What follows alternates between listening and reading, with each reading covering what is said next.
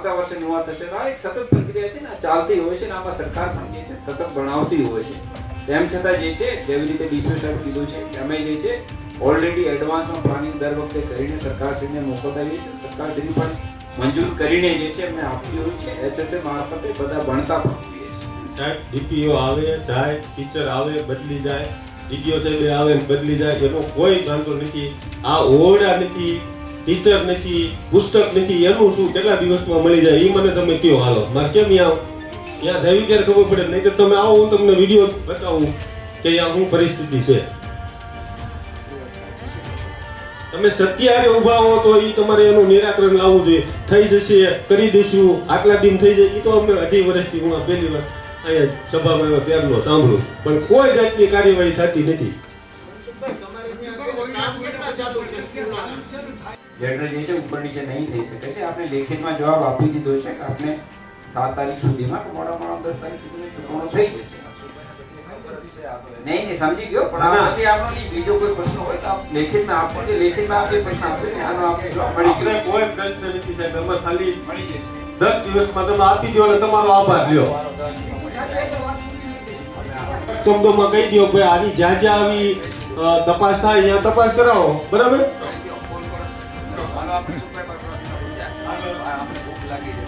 તમારે પૂરી ખાઈ જવું છે. મારા વિસ્તારમાં જસદણ અને વિછિયા વિસ્તારના છેવાડાના ગામડાની અંદર આજે નિશાળની મુલાકાત લ્યો ત્યારે આપને ખબર પડે કે ખરેખર સરકારી સ્કૂલમાં શું પરિસ્થિતિ છે. તારીખ 4/1/2024 રોજ જિલ્લા પંચાયતની અંદર સામાન્ય સભા હતી. ત્યારે મેં આ સામાન્ય સભામાં પ્રશ્ન ઉઠાવ્યો હતો કે ભાઈ રાજકોટ જિલ્લાની અંદર કેટલા શિક્ષકોની ઘટ છે, કેટલા ઓરડાઓની ઘટ છે અને કઈ સ્કૂલમાં શું પરિસ્થિતિ છે. તો મને સરકારી આંકડા પ્રમાણે જાણવા મળ્યું કે રાજકોટ જિલ્લામાં 354 ઓરડાઓની ઘટ છે અને 423 શિક્ષકોની ઘટ છે. સાથે સાથે હું આપને એ પણ કહી દઉં કે ભાઈ મારા તાલુકા કક્ષાના ટીપીઓને મેં જાણ કરી કે ભાઈ કયા કયા વિસ્તારમાં અથવા તો કયા કયા ગામમાં પુસ્તકો મળેલ નથી. તો મારા ધ્યાને એ આવ્યું કે 6 થી 8માં હિન્દી અને અંગ્રેજીના પુસ્તકો હાલ જે મળેલ નથી. સરકાર શ્રી સુધી એ વાત પહોંચાડવી છે કે ભાઈ ગામડાની અંદર હજુ હાલ મારા વિસ્તારની અંદર જસદણ અને વિછિયાના વિસ્તારની અંદર મારી ભાડલા જિલ્લા પંચાયતની આજુબાજુના ગામડાઓમાં 17 ગામ મારે જિલ્લા પંચાયતમાં છે. એમાં માત્ર 2 થી 3 ગામની અંદર પ્રાઇવેટ સ્કૂલ છે. બાકીના બધા જ બાળકો છે એ સરકારી સ્કૂલની અંદર હાલ અભ્યાસ કરી રહ્યા છે. તો ત્યાં 6 થી 8માં તમારી પાસે પુસ્તકો નથી, તમારી પાસે શિક્ષક નથી, તમારી પાસે ઓરડા નથી. તો આ મારા ગરીબ બાળકોનું ભવિષ્ય વિશે શું થશે આગળ, અથવા તો એ કેવી રીતે ભણશે એ હું આપના માધ્યમથી સરકારશ્રીને પૂછવા માંગુ છું કે આપ ત્યાં બેઠા બેઠા કહો છો કે ભાઈ ભણશે ગુજરાત, પણ કેવી રીતે ભણશે. તો મારે આપના માધ્યમથી સરકારશ્રી સુધી આ પ્રશ્ન પહોંચાડવો છે કે ભાઈ તમે બાળકોને પુસ્તકો તો આપો, ઓરડા તો આપો અને શિક્ષકો તો આપો, તો એ ભણશે ને. સામાન્ય સભા 4મી તારીખે હતી અને 4મી તારીખે સામાન્ય સભામાં પૂછાયેલો પ્રશ્ન હતો કે જસદણ વિસ્તારમાં પાઠ્યપુસ્તકોની ઘટ છે. ગ્રાસરૂટ લેવલે તપાસ કરાવી ત્યારે 7મા ધોરણના હિન્દીના, 7મા ધોરણના અંગ્રેજીના અને 8મા ધોરણના હિન્દીના પુસ્તકોની ઘટ સામે આવી છે. જે બાકી બીજા બધા પાઠ્યપુસ્તકો વિદ્યાર્થીઓને સમયાંતરે મળી ગયા છે, સમયસર મળી ગયેલા હતા. 7મા ધોરણના હિન્દીના પુસ્તકો કહીએ તો 700 જેટલા પુસ્તકોની હિન્દીની ઘટ હતી.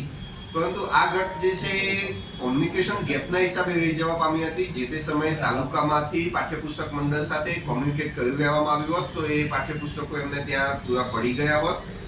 આ પાઠ્યપુસ્તકો માટે પાઠ્યપુસ્તક મંડળ સાથે કોમ્યુનિકેશન કરી દેવામાં આવ્યું છે. આજે જ પાઠ્યપુસ્તકો ત્યાં ગાંધીનગરથી પાઠ્યપુસ્તક મંડળથી નીકળી જવાના છે અને આજે રાજકોટ જિલ્લામાં આ પાઠ્યપુસ્તકો આવી જવાના છે.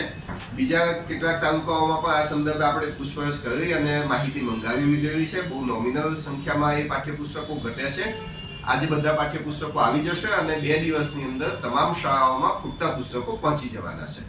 સર, જે જિલ્લા પંચાયતના સદસ્ય દ્વારા આ માહિતી માંગવામાં આવી છે તો એમને પણ સંતોષકારક જવાબ આપ્યો છે. જી સર. એમને સામાન્ય સભામાં જ મેં જણાવ્યું હતું કે જે પાઠ્યપુસ્તકો ખૂટતા હશે એ પાઠ્યપુસ્તકો સત્વરે મેળવી અને વિદ્યાર્થીઓ સુધી પહોંચતા કરી દેવામાં આવશે. આ પાઠ્યપુસ્તકો એ બીજા જ સત્રના હતા એટલે થોડુંક મોડું થયું છે, પરંતુ એટલું બધું મોડું નથી થઈ ગયું. હજી પણ બીજા સત્રનો અભ્યાસક્રમ ચાલવાનો બાકી છે, એટલે વિદ્યાર્થીઓને પુસ્તકો ઇન ટાઈમ મળી જવાના છે અને વિદ્યાર્થીઓ પાસે પૂરતો સમય છે, શિક્ષકો પાસે પણ આ અંગે પૂરતો સમય છે. સર, જિલ્લામાં એક એવી પણ માહિતી આપના દ્વારા આપવામાં આવી છે કે ઓરડાની કેટલી ઘટ છે અને જે શિક્ષકોની કેટલી ઘટ છે સર કુલ જિલ્લાની અંદર? જિલ્લા કક્ષાએ ઓરડાની લગભગ 300 જેવી ઘટ છે, જેની માહિતી SSAM ગાંધીનગરની અંદર મોકલી દેવામાં આવી છે અને પ્રાયોરિટીના આધારે જે તે ગામોની અંદર એ રૂમો મંજૂર કરવામાં આવશે. રૂમોની ઘટની અંદર એ સતત ચાલતી પ્રક્રિયા છે. રૂમોની જે ઘટ છે એ સતત ચાલતી પ્રક્રિયા છે. જે રૂમો વર્ષો જૂના થાય અથવા 20-25 વર્ષ જૂના થાય અને જો રિપેરિંગ કરી શકાય એવું ન હોય, વધુ જર્જરિત હોય, તો એ રૂમો બનતા હોય છે. અને આ રૂમો એટલા બધા જર્જરિત પણ નહીં હોય. હજી મારે ફિલ્ડ વિઝિટ કરવાની બાકી છે એ રૂમોની, પણ સત્વરે એ રૂમોની માહિતી આપણે બજેટની અંદર રજૂ કરી દેવામાં આવી છે અને એમાંથી મંજૂર કરવાનો આપણે પૂરો પ્રયત્ન કરીશું.